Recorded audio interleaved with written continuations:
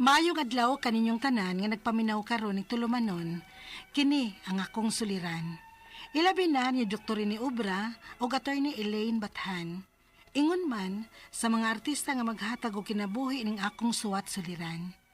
Ako si Manilyn, 35 years old, minyo og may duha ka anak. Taga San Isidro, Talisay City, Cebu. Punto legal og may personal kining akong suliran. Kabahin kini sa among relasyon ug sa akong ugangan. Common lang kini nga problema alang sa uban. Apan kung ikaw na mismo mo ay matungnan ug sama ini nga problema, makaingon kang dili lalim. Mao nga nidangop na lang ko ninyo. Aron gyud inyo hisabtan, sugdon ko sa uyab pa lang may sa akong bana, diin una kong gidaniya sa ilaha. Ingon ini ang mga panghitabo.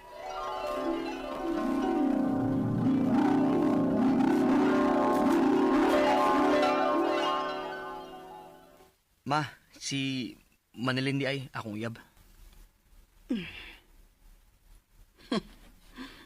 Mas gwapa pa man tong imong unang uyab sa una, nga si Catherine. Ma, ayaw sa inyo na ang akong gipailan nimong akong uyab mo eh. Masakitan sa si Manilyn, ana. Oh, Manilindengan? Hoy, angay. Oh.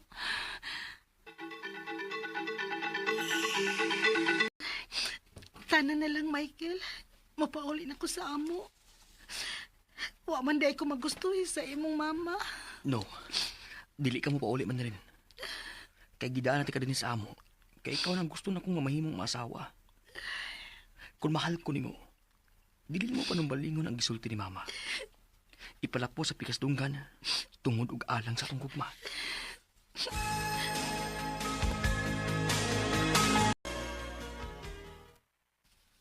Kagkisa man yung mga gamit din, he. Oh, nakita niya ang akong bag. Ako na, ma. Ansa to? Ma? Uy, kanus alang guta ka na himong anak, day. Nga nagmama ka man ako. Gidawat na day takang akong umakad. Uy, ayos ang pabagag naong day. Uy, mutipon ka sa akong anak og puyo din his amo. Uy, unsa ko kang klasihas pagkababay.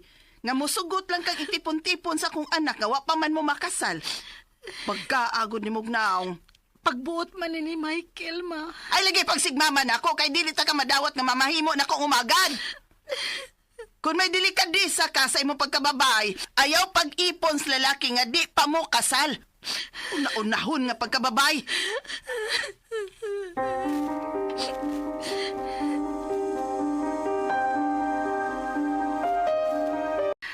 Pasagdil rin sa mama, Manilyn. Usak ko sa gasto sa mga gastuhan din sa bahay. Maong may katungod kong mudani mo din, kay ako'y naggasto sa pag-istad ni mo din. Michael.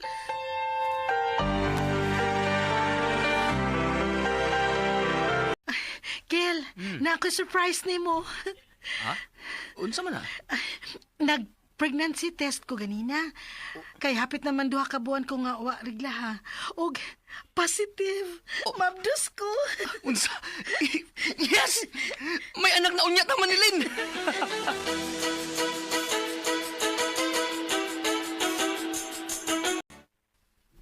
Mabdos na de ka? Wag di mo lunging akong anak sa hangtod nga na mabdos ka. Amo ning sinabutan ni Michael nang... Sabadi ay gituyo na nimo oy. Aron di na makabiya ang akong anak nimo. Oh, Papay kag yung mauna-unahon da. Hoy mga silingan! oh, Sa kadugayan tao na mabdos na gid ang babaeng una-unahon og laki. Ang umagad kong ahat. Bagagnaw nga miipon sa akong anak bisan wa pa sila'y kasal. Kay bigaon man.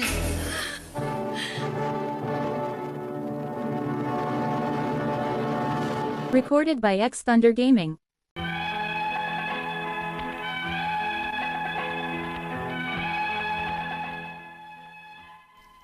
diyang nisubra na ang akong ugangan.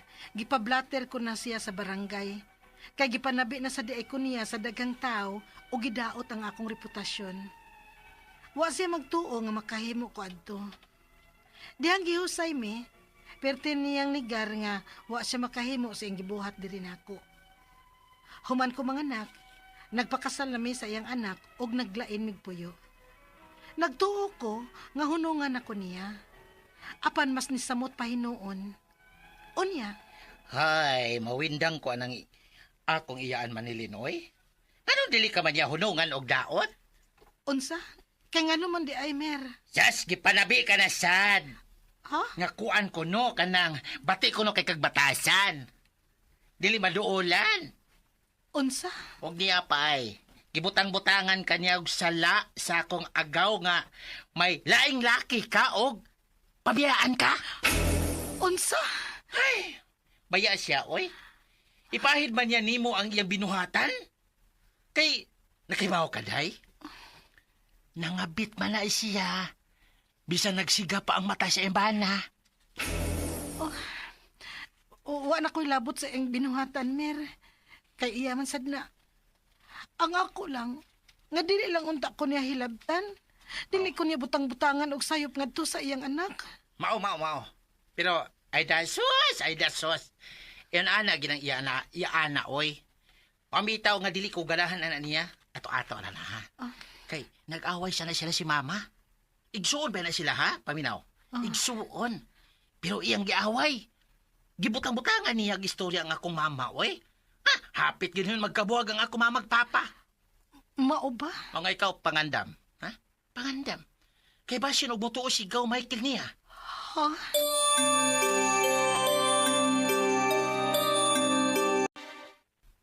Wa ko mo tuoy. Lagi. Mas may pagsalig pa ko nimo kaysa akong inahan Manilin. Salamat, Michael.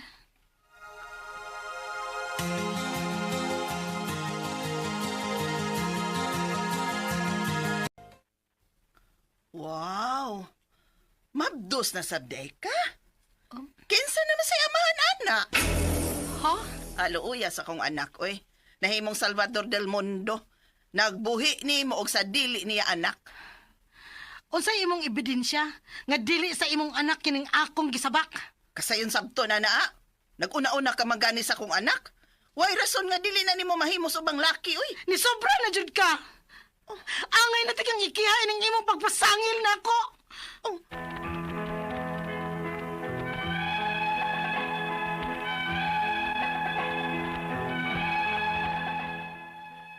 Grabe na ang pagguba sa akong ugangan sa akong dungog. Grabe gid ni siyang batasan nga bisan ang iyang igsuon dili gani mo duol niya. Gipakauwawa na gyud ko niya og maayo. Ang akong mga pangutana mo kining mosunod, unang pangutana. Sukad ko naabot sa kinabuhi sa akong bana, wa na ko magustuhi sa akong ugangan babay. Kanunay ko niyang pakauwawan og binastusan sa mga tao. Makakiha ba ko niya? Ikaduhang pangutana. Sa among sitwasyon, angay ba unta nga sa pagsugod pa lang sa among relasyon, niatras na ko, kay dili na ko ikasabot ang akong ugangang babay, kay apektado gyud ang among pagpuyo. Ikatulong pangutana. Nakareklamo na ko ini sa barangay. Karon kay niusab naman sad og gipasanginlan pa ko niya nga dili ang iyang anak ang amahan sa akong anak. Pwede ba lahos na lag-file o kaso? Ikaw pa to katapusang pangutana. Bisag naglain na mi og puyo sa akong bana, hasulon paghihapon mi sa iyang inahan. Mag-usab-usab ang batasan ba? Mag-message na ko nga mangahi og pasaylo. Unya, libakon og pakauwawa na sad ko. Unsa may angay na kong buhaton? Palihog, tabangi og tambagi ko. Kini ang akong suliran, Manilin. Mayong adlaw mga suking tigpaminaw kini si Attorney Elaine Bathan ug kauban ng ako ang partner nga si Dr. Rene Obra. Kami ang muhatag ninyo og tambag tubag solusyon kalinawan sa inyong mga pangutanag, mga problemang may punto, legal, personal, mga pangutana nato sa to ang mga kapikas ka relasyon, mga kabtangan nato ang mga papilis ug mga dokumento din ha. Of course, si Dr. Obra will also answer questions ninyo kabahin sa mga punto medical. Ni-undergo pa og eye operation si Doc Obra, no? So, ako lang sa ang inyong mapaminaw, punto legalan sa takarong adlaw. Pero guys, padayon pagpadala sa inyong suwat suliran sa suliran_612@yahoo.com or sa ato ang Facebook account nga kiniyang akong suliran official writers page. Pwede sad atong ipadala sa 3rd floor Jose R. Martinez Building, Osmeña Boulevard, Cebu City. lain-lain o klase-klaseng pamaagi guys kung unsaon nyo pagpadala ang inyong mga suwat o mga suliran diri namo. Ang importante kompleto ang mga detalye hinungdan sinugdanan anang inyong mga pangutana o mga problema. And of course, no, mapasalamaton kay ko sa tanan nga mga mag-like o mag-follow sa kini ang akong suliran official writers page. Sa mga maminaw nato silang mga radyo sa ato ang YouTube or kanang muapas maminaw nato sa ato ang Facebook account nato, or please continue to like and follow me sa Elaine Tantenko Bathan nga Facebook account. Letter sender karong adlaw taga San Isidro, Talisay City, Cebu. Mayor Samsam Gulyas, hello nimo din ha. Punto legal man ta, tago na to sa pangalan nga si Manilin ang ato ang letter sender. Legal man ni og napon ni personal ang iyang mga pangutanag problema kay kaning relasyon sa iyang karelasyon, no, og of course sa iyahang ugangan kaning mga problema, no, ato ang mga pagahisgutan, no, ato ang nabati sa drama ang iyahang mga giagian kabahin sa iyahang ugangan marang wa man gud ni sila nagka-uyon good, no. So una niyang pangutana, sukad ko naabot sa kinabuhi sa akong bana, wala na ko magustuhi sa akong ugangang babay. Kanunay ko niyang pakauwawan og binastusan sa mga tao. Makakiha ba ko niya? Kung kiha-kiha lang yun Manilin, pwede man. Labi na ka ng akto sa pagpakauwaw, paghugaw sa imuhang dungog, pagsulti og bati nya sa publiko na imong makadungog, pwede man gyud nato gyud nga mafailan og kaso. Ako lang yung pangutana, no, is kung imo manggong ipadayon o dili padayon, kung imo manggod nang buhaton, naasad gyud na yung mga consequences. Kaning mo file tag kaso guys, no, nagyud na yung mga dili lang legal nga mga consequences, pero kanang mga effect, no, kung mo file tag kaso sa ato ang relasyon, dili lang sa katong atong gikiha, kundi sa mga taong nagpalibot nato. Iman nga imo ang gikiha naara kuyog sa usa ka circle nimo kay mama na sa imuhang kapikas. Wa ta kabaw unsay reaksyon sa imuhang sa iyahang pamilya, no, unya kung sa ilang reaction, of course di pud mahimo nga dili pud mo react ang imong kaugalingong pamilya. Sometimes guys, no, Manilin, naminaw ka karon, no, may ta nga ang pagkiha dili gyud na maoy solusyon sa tanan aron marisolba ang ato ang mga issues ug mga problema, hilabi na kung ang mga issues involves family. Maski pag-ingon ka di man na ako kadugo, pero pamilya man as imong kapikas, imo na pud ng pamilya, di ba? Ikaduhang pangutana, sa among sitwasyon, angay ba unta nga sa pagsugod pa lang sa among relasyon ni atras nako kay di nako ikasabot ang akong ugangang babay kay apektado gyud ang among pagpuyo. Okay,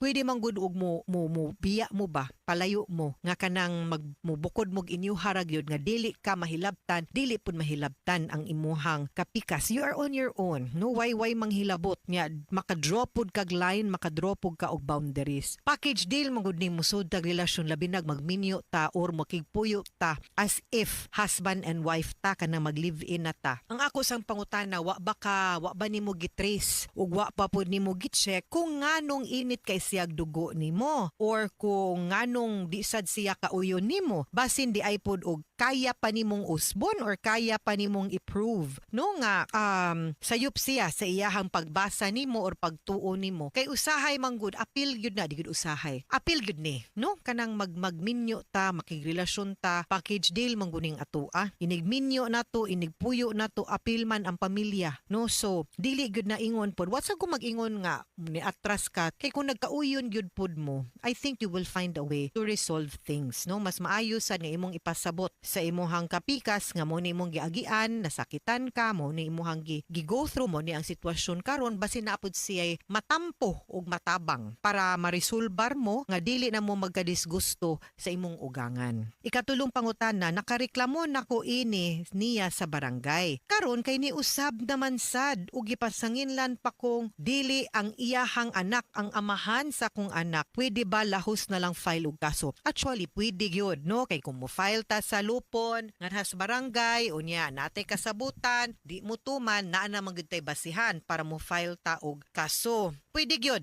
Di man ko mudili ana akong pangutana, again, go back, pahibaw pasabta. Kung okay ang imuhang kapikas nga mo file mo kasod, suportado ka, then go. But ug naay lain gi-propose ang imuhang kapikas unsaon na pagresolba, paminawa usa. Kay makaguba man ginig relasyon ini file na natog kaso basin di na gid na nimo mahilot hinuon ang imuhang problema dinha sa imong ugangan. Kay once mo file kag kaso, no turning back. Maski pag mingong kag na-dismiss, ang kasakit, ang kalagot, dugay pa kay na mawala, no, if at all. Ikaupat ug katapusang pangutana, bisan naglain nami og puyo sa kong bana, hasulon paghihapon mi sa iyahang inahan, mag-usab-usab ang batasan ba, mag-message nako nga mangayo og pasaylo, unya libakon og pakauwawa na sabko, unsa may angay na akong buhaton. Sahay ba, wabe kumos pagpaluib, no, kundi ra gyud po na makatandog, makatayog nato ba, kanang pasagda na lang, usahay manggod, kalimot sa kong pangutanag, pila edad aning imong ugangan, kay usahay pud ba, no, kaning mga katigwanga nato, dalhonon sabtunon, kaayo og